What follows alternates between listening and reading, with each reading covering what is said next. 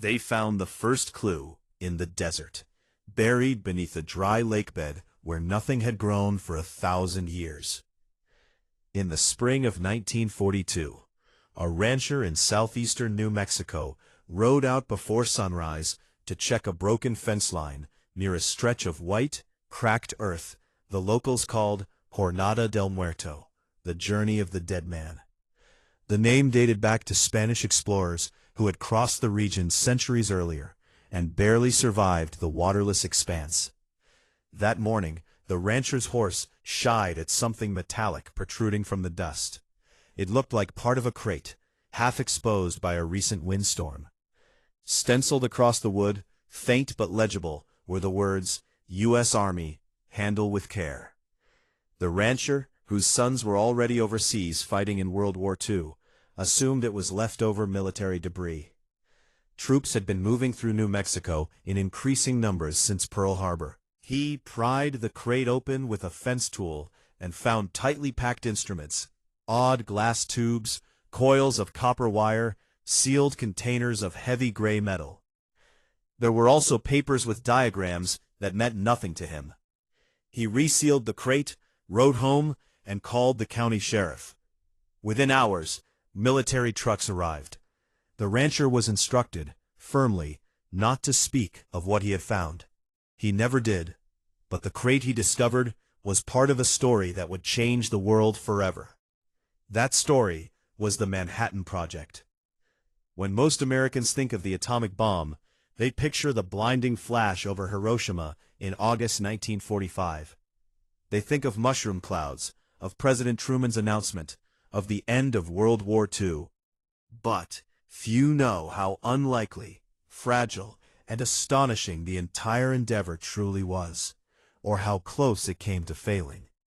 The Manhattan Project officially began in 1942, but its roots stretched back years earlier, to a letter written by Albert Einstein and physicist Leo Szilard in 1939.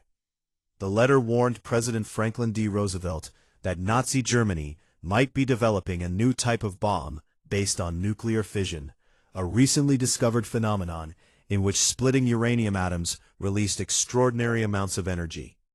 Roosevelt, initially skeptical, authorized exploratory research.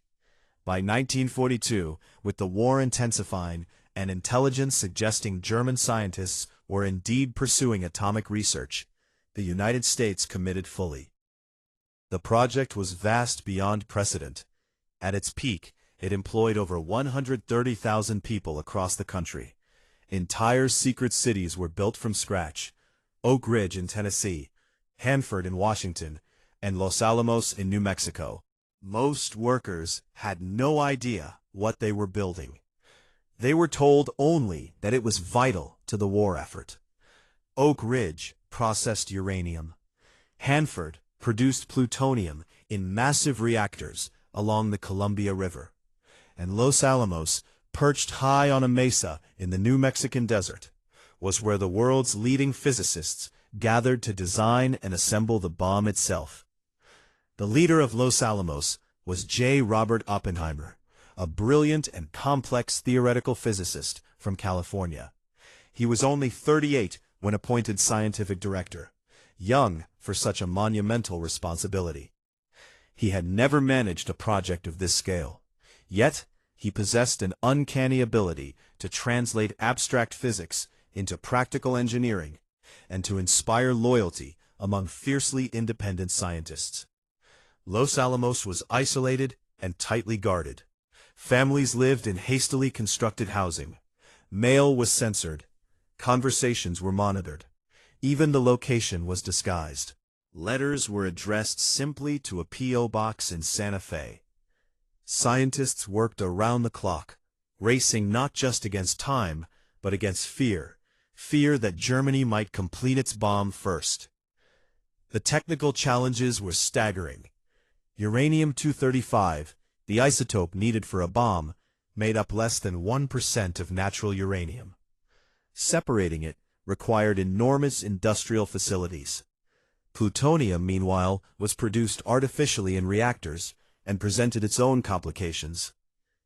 Early designs assumed a simple gun-type mechanism would suffice. Two subcritical masses slammed together to create a chain reaction.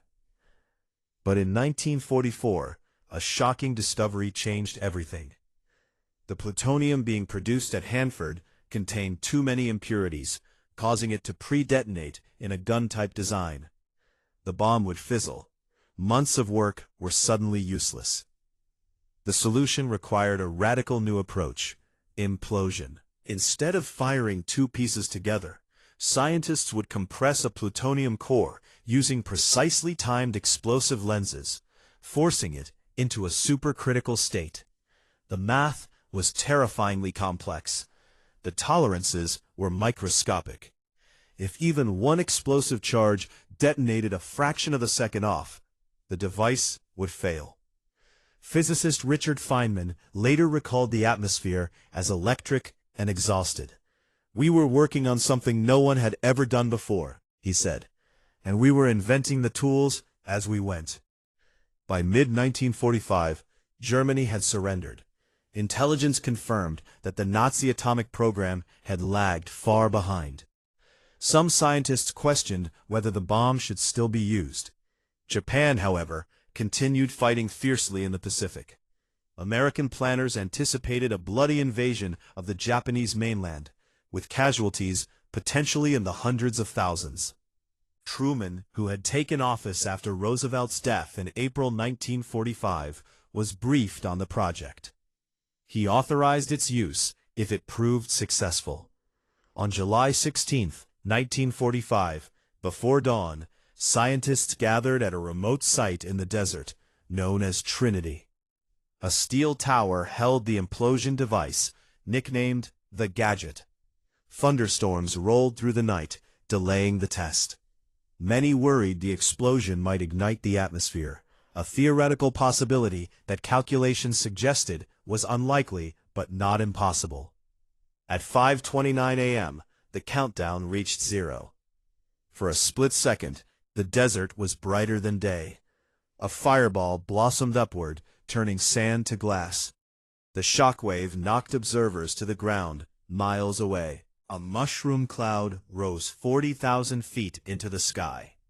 Oppenheimer later recalled a line from the Bhagavad Gita: "Now I am become death, the destroyer of worlds." The bomb worked. Less than a month later, on August 6, 1945, a uranium bomb named Little Boy was dropped on Hiroshima. 3 days after that, a plutonium implosion bomb, Fat Man, was dropped on Nagasaki. Japan announced its surrender on August 15th. World War II ended. For many Americans, the atomic bomb was a triumph of science and engineering that helped end the deadliest war in human history. But it also ushered in a new era, one defined by nuclear weapons, arms races, and the ever-present threat of annihilation. What makes the story astonishing is not only the science, but the secrecy and scale. Entire communities like Oak Ridge sprang up almost overnight. At its height, Oak Ridge was the 5th largest city in Tennessee, yet it did not appear on maps. Workers enriched uranium without knowing its purpose. Women monitored dials and gauges with instructions never to ask what they controlled. Meanwhile, spies infiltrated the project.